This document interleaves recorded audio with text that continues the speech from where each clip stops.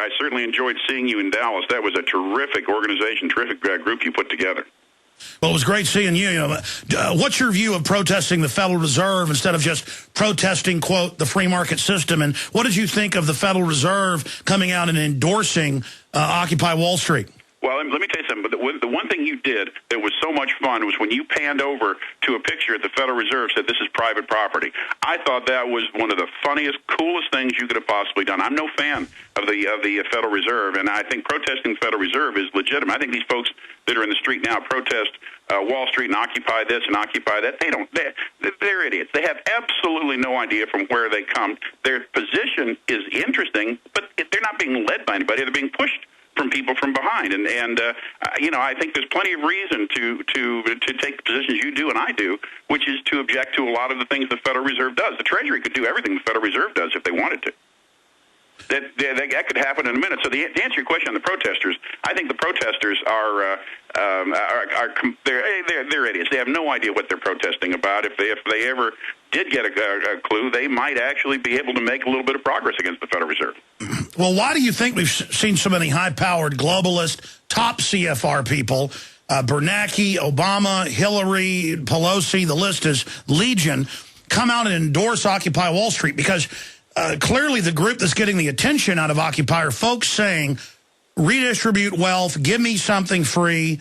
They're not addressing the banker bailouts, crony capitalism. They're saying capitalism, period, is bad, and a lot of them are being very supportive of Mao Zedong and things like that. And I've also noticed we got criticized because I talked to folks in Dallas that listened to you, and they said the same thing happened there, for saying the Democrats were behind this. Now they admit Acorn. Now they admit George Soros from day one was there trying to control Occupy Wall Street. Yeah, you bet, and it's the reformulated Acorn that is following these folks and helping promote them. Same thing, and let's get right to the bottom of the barrel. You've got socialists, you've got communists, you've got the labor unions, and you've got the revised Acorn. And the funny thing is, Alex, if this was a real movement, there would be people out in front leading. There was nobody leading. There was no message. There's no coherent. There wasn't one person saying, "Come follow me, boys. I've got the right answer." It was people from behind pushing these dolts into the street.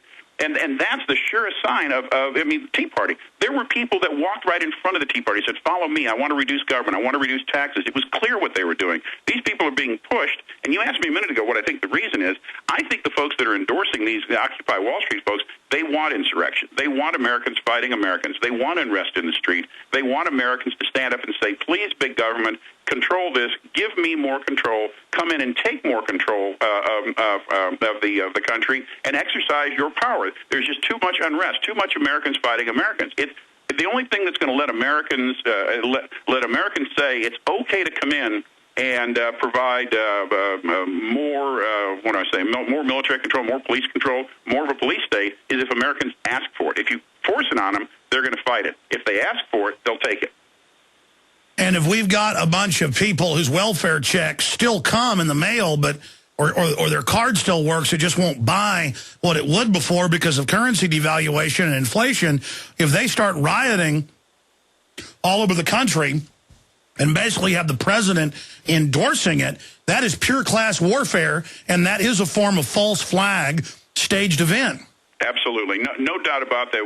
I've been listening to your show for a long time. We've been on the air almost 5 years, and we've had to couch our remarks. We never said to expect rioting in the streets. We said that the U.S. is wargaming urban conflict. We've said that once people don't get their welfare checks or their food stamps or their transfer payments or whatever, people will go out into the street to protest. What we've really been trying to say, without using the words, is that you are going to see insurrection in the streets, and you're seeing it now. And I think the left demands that and has to have that to add to their legitimacy. If things are not tumultuous and America's not fighting America, then how do you declare martial law?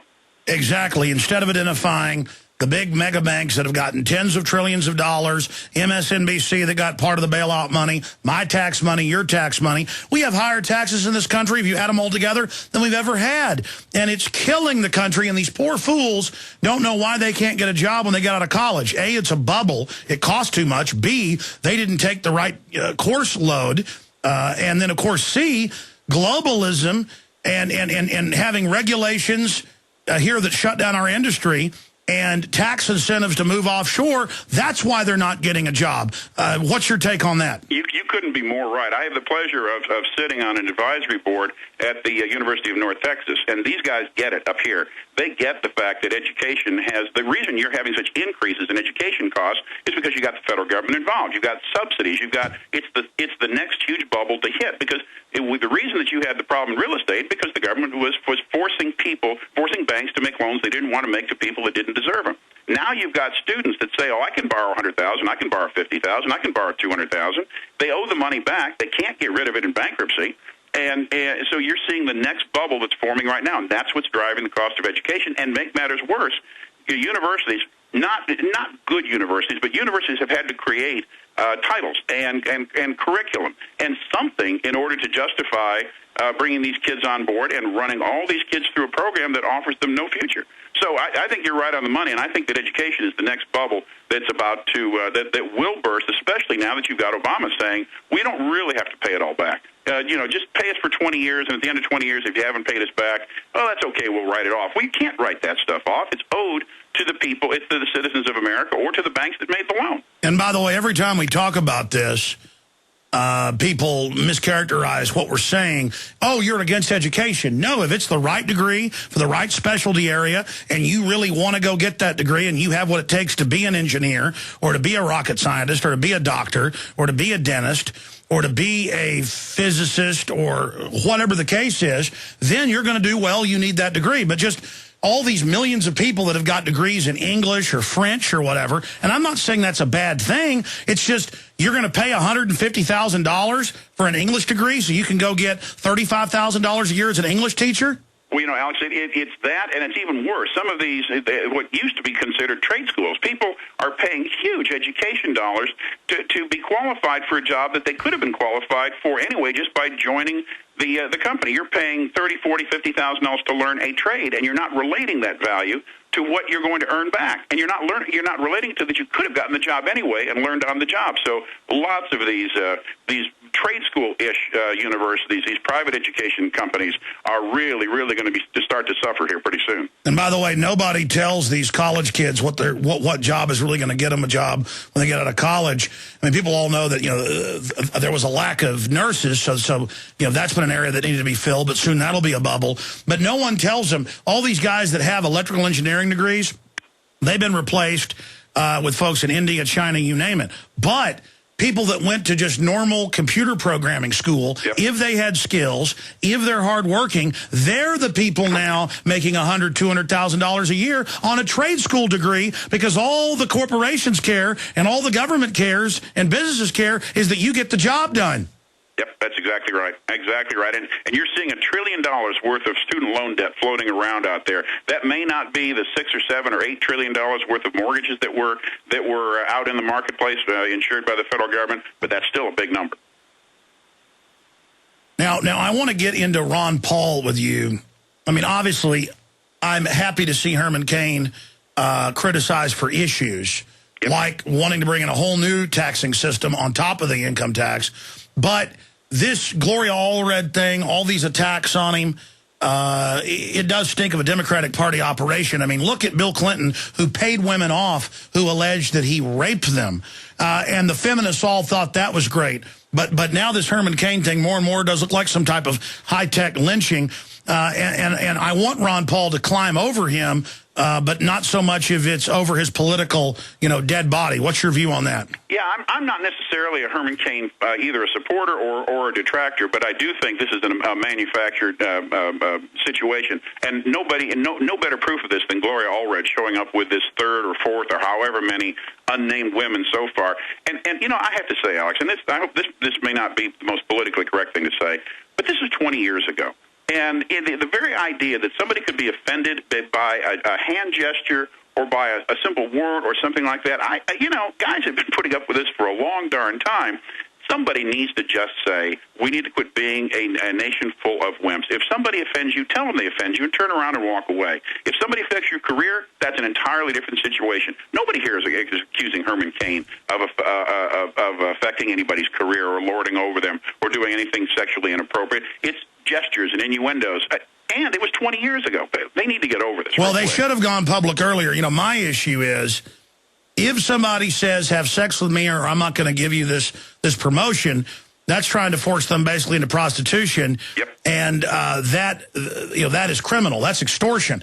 But this whole thing of women dressing like very sexual creatures, and then somebody makes a comment or they distort the comment and they leap on it like, oh, they've got some little special goodie to use leverage over you now. I want to tell women something. All this is done in a lot of businesses and operations is cause people to not hire attractive women. Well, and that's right, and also hire part-time people so you're not exposed to that. And I know this is an incredibly politically insensitive conversation we're having, but you want to say enough is enough. If there are real damages, then sue and be compensated. That's what our legal system is for. Because your sensibilities were slightly offended, because you're going to all of a sudden translate that into being a hostile workplace because some one person makes an inappropriate comment. Go have a discussion with Human Resources, have the issue, make the issue go away, get an apology, and move on. Somebody does it again, then litigate if you want to, but we need to quit being looking for the next attorney to handle our $1 million case because somebody offended us. Well, look, billboards in America. All I see now is government billboards bossing us around like 1984 and lawyer billboards. And I'm not saying there isn't a need for a lawyer sometime, but come on.